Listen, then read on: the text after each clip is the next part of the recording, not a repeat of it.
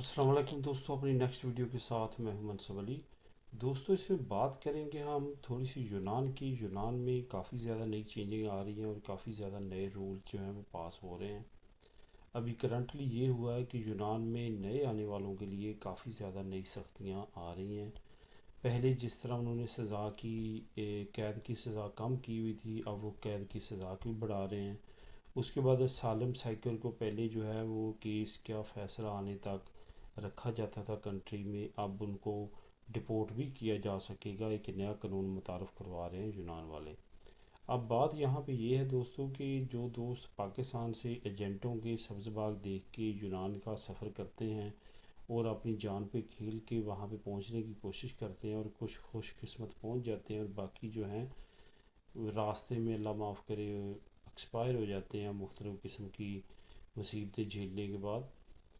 ان agents کے کہنے پہ بالکل بھی آپ یونان کا سفر نہ کریں۔ یونان پہلے جیسے حالات نہیں ہیں، وہاں سے بہت زیادہ بری خبریں آ رہی ہیں۔ پہلے یہ تھا کہ اگر کسی کو رہائش نہیں ملتی یا اس طرح کا کوئی پروسیس تھا تو 6 مہینے تک گورنمنٹ اس کو رہائش دیتی تھی جاتی۔ اب نئے قانون کے مطابق صرف اور صرف 1 مہینے کی رہائش دی جائے گی، اور 1 مہینے کے بعد اس بندے کو جو رہائش دی جائے گی یا جس فیملی کو وہ رہائش چھین لی جائے گی۔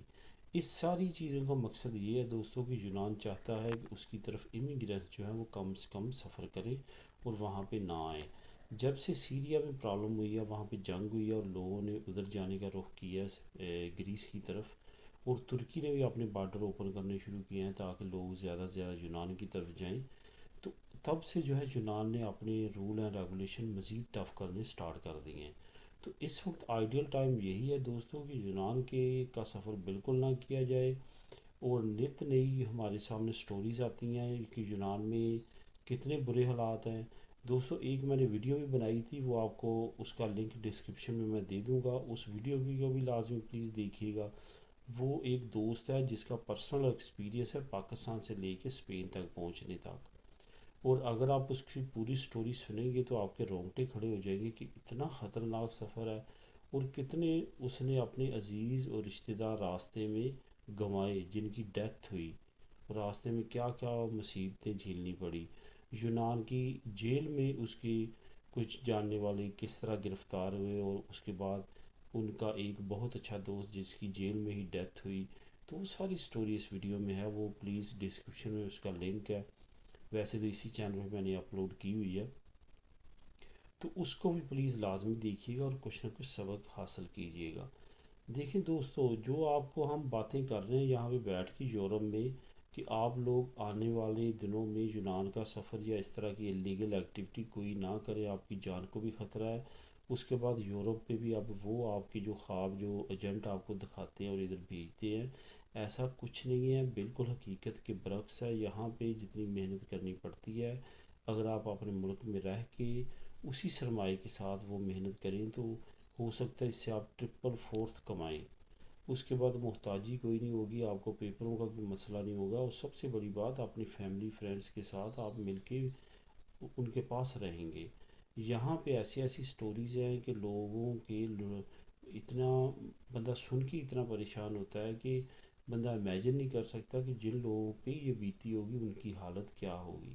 اس لیے دوستو یونان جو ہے وہ ڈیسٹینیشن ویسی نہیں رہی جس طرح سے پہلے تھی۔ اس ویڈیو کا بنانے کا مقصد یہی ہے کہ یونان میں آنے والے وقت میں بہت زیادہ سخت قوانین آ رہے ہیں، ان قوانین کے تحت وہاں پہ ٹھہرنا، وہاں پہ امیگریشن کا سوچنا، وہاں پہ کام کا سوچنا امپاسبل ہو جائے گا۔ اس وجہ سے آپ یونان کا جو سفر کرنے کے بارے میں سوچ رہے ہیں پاکستان سے اللیگل راستے کے ساتھ، وہ برائے مہربانی اپنے آپ پہ، اپنی فیملی پہ، اپنی نیشن پہ، اور اپنے آنے والے مستقبل پہ اور بیوی بچوں کے سے تھوڑا سا ان پہ رحم کریں اور اس فیصلے کو چینج کریں، کیونکہ یونان جو ہے وہ پہلے جیسے حالات نہیں ہیں۔ اب دوسری بات یہ ہے کہ اگر تو آپ اسٹوڈنٹ ہیں، آپ اسٹوڈنٹ ویزے پہ آنا چاہتے ہیں یا اس طرح کا، وہ پروسیس سب سے بیسٹ اور سیف ہے، اس کو یوز کریں اگر آپ پڑھے لکھے ہیں۔ اگر آپ نہیں پڑھے لکھے تو کوئی اچھا سا ہنر وہیں پہ سیکھیں اور وہاں پہ اچھا ہنر سیکھ کے بھی کام کریں گے، انشاءاللہ تعالیٰ دیکھیے گا کس طرح آپ کامیاب ہوتے ہیں۔ تو دوستو دعاؤں میں یاد رکھیے گا، ویڈیو بنانے کا مقصد یہ تھا شاید کوئی نہ کوئی بھائی کے دل میں میری بات اترے اور وہ سمجھ جائے۔ تو ملتے ہیں اپنی اگلی ویڈیو میں، تب تک کے لیے اللہ حافظ۔